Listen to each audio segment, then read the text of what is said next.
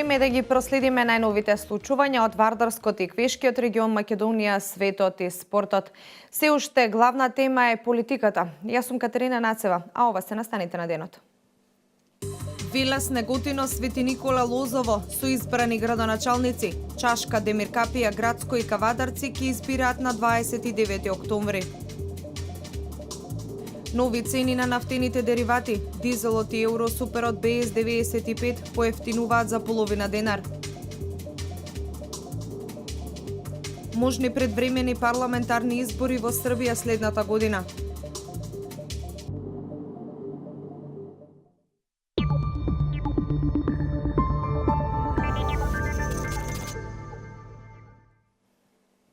Три и пол часа по затварањето на гласачките места на пресконференција, кандидатот за градоначалник од коалицијата предводена од СДСМ Аце Коцевски од партиската говорница прогласи победа во првиот круг од 6-тите поред локални избори.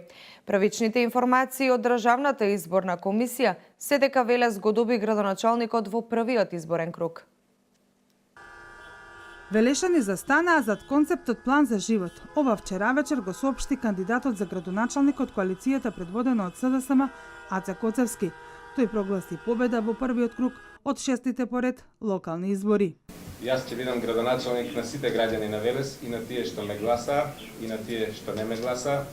Нема да правам никаква разлика ни според членувањето во политичките партии, значи ни според партиска припадност, ни според национална, ни според полова, ни според верска. Единствена желба ми е Велес повторно да биде најдобра општина во Република Македонија, општина за пример, општина во која младите ќе сакаат да ја останат, да ја градат не само својата сегашност, туку и својата иднина. Првичните информации на Државната изборна комисија се дека за Коцевски гласале 15.962 гласа или 53,51%, додека за кандидатот на коалицијата предводен од ВМРО-ДПМН Славчо Чадиев гласале 12.293 или 41,21%. Гоце Чушков освоил 287 гласови. Она што за многумина беше изненадувачко е бројот на неважачки ливчиња. 1121 велешанец со право на глас не гласале според упатството за правилно гласање, односно за окружување на редниот број пред кандидатот за градоначалник. Според првичните информации на ДИК и советничката листа на СДСМ има освоено најмногу гласови или 14.357. За листата на ВМРО-ДПМН гласале 12.339, за Левица 1084, за ДУИ 439, Народно движење за Македонија освоило 186 гласа и Алијанса за албанците 75. Излезноста во Велес на овие избори е 64,12%. Сега течат роковите за пријавување на нерегуларности во овој изборен процес.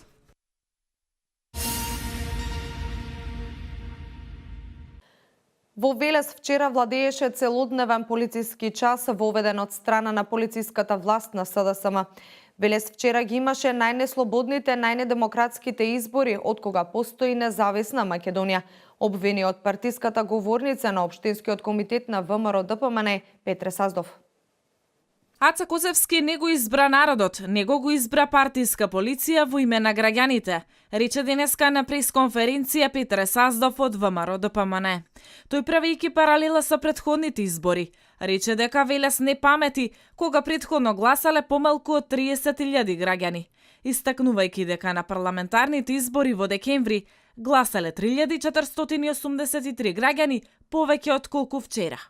Цел Велес виде како криминалното и партискиот врв на Социјалдемократскиот сојуз во Велес координирано делуваа со полицијата во текот на целиот изборен ден, запирајќи и легитимирајќи активисти на ВМРО-ДПМН, но и обични граѓани, кои се упатуваа на гласачките места за да си го остварат правото на глас. Саздов вели дека сите во Велес ги виделе активистите на СДСМ како се возат во полициски возила, и тоа претежно на места каде ВМРО-ДПМН традиционално победува со голема разлика, но и многумина знаеле дека цел избирачки кочан од Велес завршил во Струмица.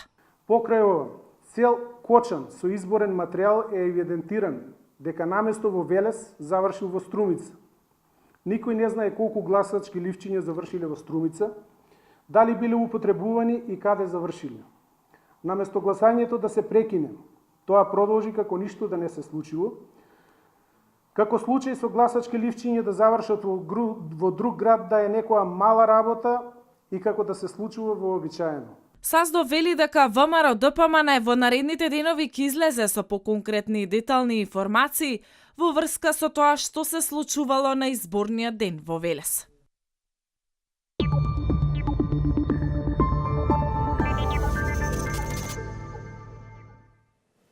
Неготино доби градоначалник во првиот круг. Во Кавадарци продолжува трката. Граѓаните за 2 недели повторно ќе гласат кој да застане на чело на општината. Каква е состојбата во останатите општини во Тиквешијата, но и со советничките листи, дознаваме од прилогот во продолжение.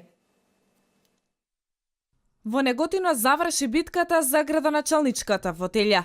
На вчерашните избори на кои гласале 12.549 граѓани, довербата му ја доделиле на кандидатот на СДСМ Тони Делков, со освоени 6.455 гласови, а советничката листа 6.349 гласа. Кандидатот на ВМРО ДПМН Златко Пенков освои 5.287 гласови и советничка листа со 5.630 гласа.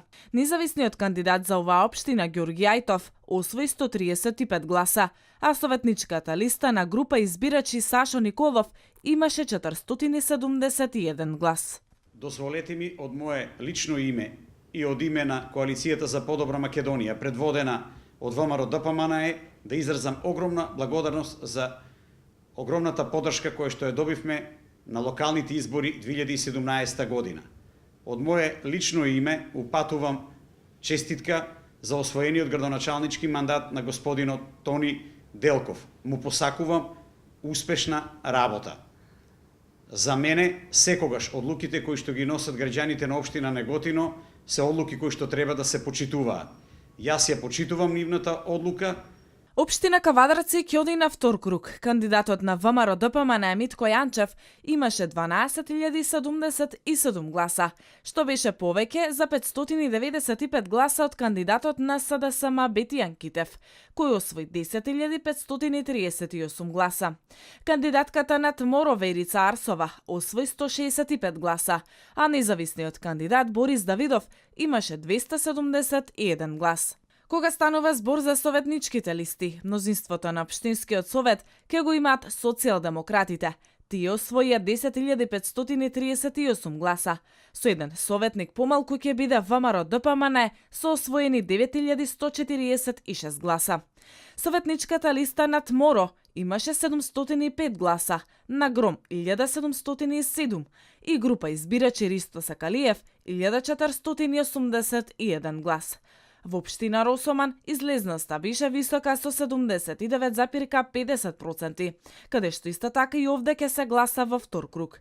Стојан Челазов, кандидат на ВМРО ДПМН, освои 1241 глас, а Бранко Јанев од СДСМ 1338 гласа. За советничка листа на ВМРО ДПМН имаше 1045 гласа, СДСМ 945, Народно движење за Македонија 320 и Левица 256. Демир Капија пак е една од општините со најголема излезност, со 84,25%. Кандидатот на СДСМ Лазар Петров освои 1419 гласа, а кандидатот на ВМРО ДПМН Трајче Димитриев 1347 гласа. За советничките листи социјалдемократите имаа освоено 1431 глас, а ВМРО ДПМН 1327. И во оваа општина, таткото на градот ќе се бира во вториот круг.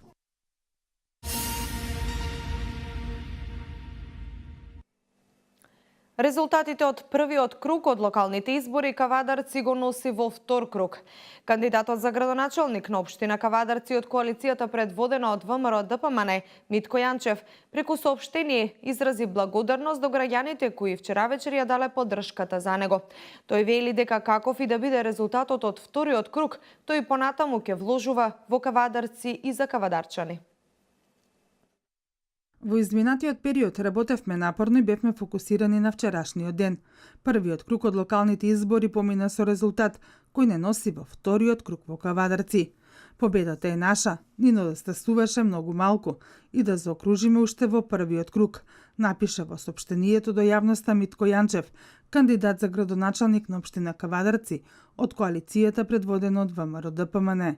Сакам да се заблагодарам на вас граѓаните, мои сограѓани, роднини и пријатели, кои ми ја дадовте целата поддршка. Голема благодарност и до членството на ВМРО-ДПМН кој работеше напорно за да стигнеме до овие резултати. Вие сте свесни што му треба на Кавадарци и разумно можете да одлучите за еднината на нашиот град. Моето дејствување за Кавадарци е подкрепено со дела кои траат до ден денес. Мојата заложба за градот и граѓаните, уште пред мојата кандидатура, не може да биде заборавена и да се стави сенка на моето работење. Сум вложил во Кавадарци и ќе продолжам без разлика на се, затоа што Кавадарци заслужува. Јанчев бараќа ја довербата за победа во вториот изборен круг. Пишува дека овие избори се избори за Кавадарци, поубаво Кавадарци, за еднината на Кавадарци, за која што одлучуваат самите граѓани на Кавадарци.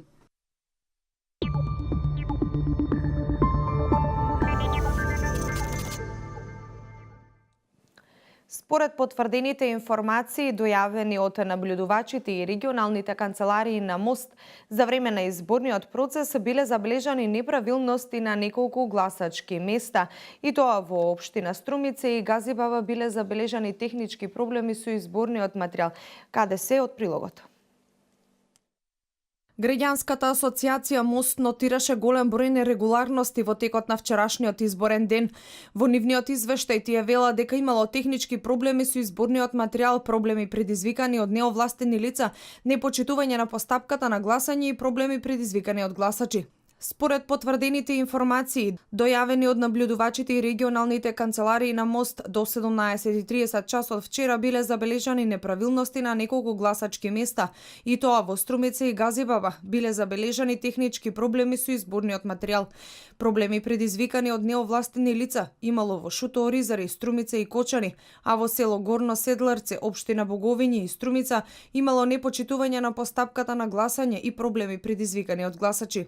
За сите неправилности на гласачките места направени се записници и била известена полицијата која веднаш реагирала, со што биле спречени понатамошни инциденти и неправилности, а гласањето било продолжено се до официјално затварање на гласачките места во 19 часот.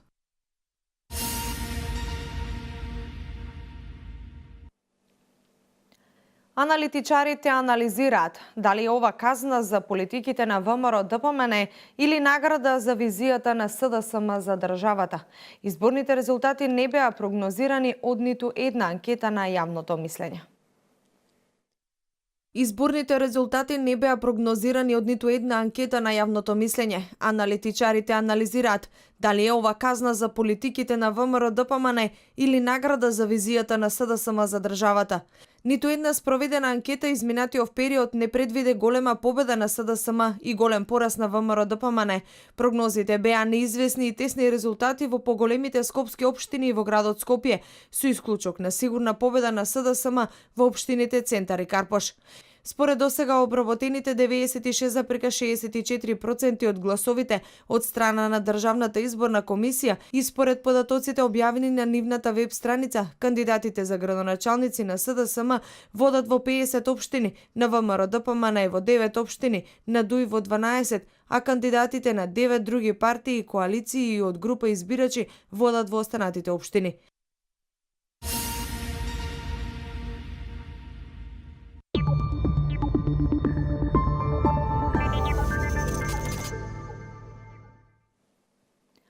Шеснаесети октомври е светскиот ден на храната во чест на основањето на Организацијата за храна и агрикултура на Обединетите нации во 1945 година.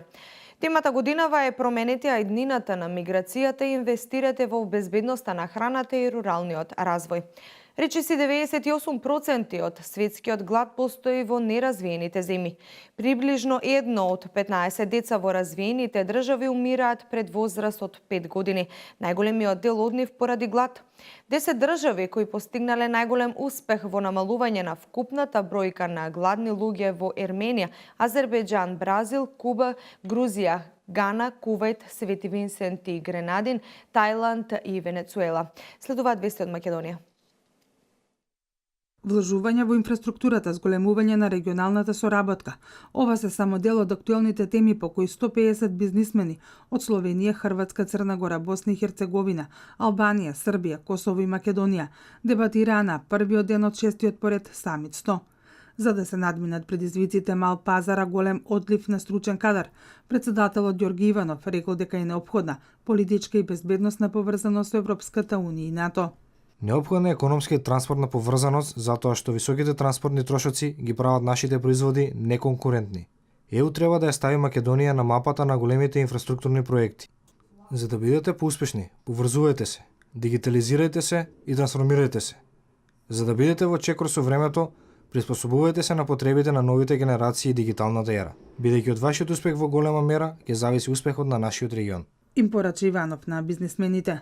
За полесен пристап до големите пазари, неопходно е здружување и градење на меѓусебна синергија. Нови самит ќе биде потпишан меморандум за меѓусебно разбирање и соработка на самитската платформа со Коморскиот инвестицијски форум на Западен Балкан.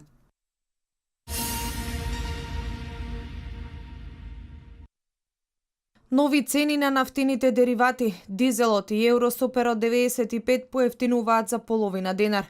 Според новата одлука на Регулаторната комисија за енергетика, малопродажните цени на Евросуперот BS95, на евродизелот и на екстра лесното масло за домаќинство од ноќеска на полноќ се намалуваат за 0,50 денари по литар. Новата цена на Евросуперот BS95 ќе изнесува 63 денари за литар, на евродизелот 51 динар за литар, а екстра лесното масло за домаќинство ќе се продава по нова цена која ќе чини 39,50 динари за литар. Цената на бензинот Евросупер BS98 останува 65 динари за литар. За 0,421 динар поскапува мазутот М1ХЦ и 1 килограм ќе се продава за 26,287 денари.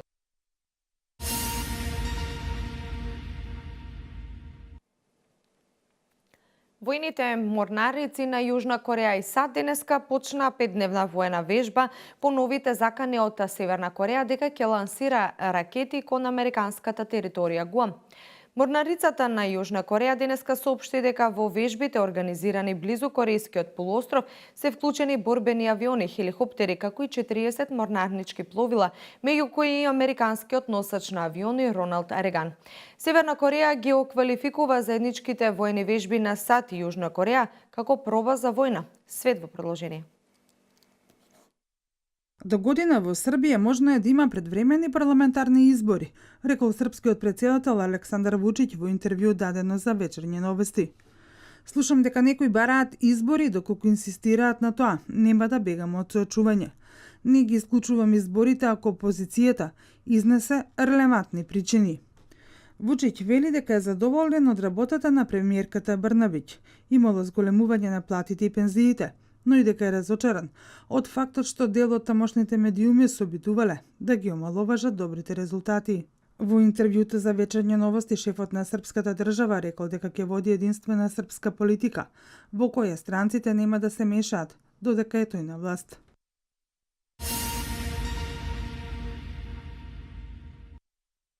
Комунистичкиот режим на Северна Кореја создал армија од 6000 хакери со цел кибернапади врз западните земји. Ова го пишува американскиот весник Нью Йорк Таймс. Дека намерите на хакерите се сериозни, весникот информацијата ја подкрепува со случка од 2016 година, кога само печатарска грешка спречила реализирање на план со кој Северна Кореја ќе успеела да украде $1,000,000,000 од трансакциите на американските федерални резерви.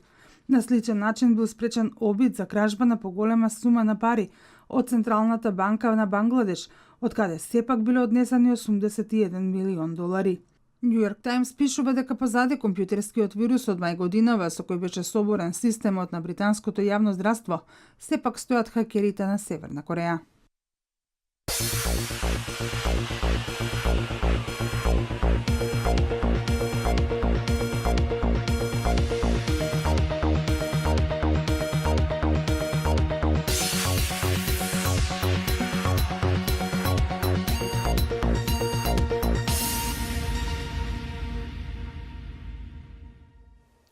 И за крај метеоинформациите.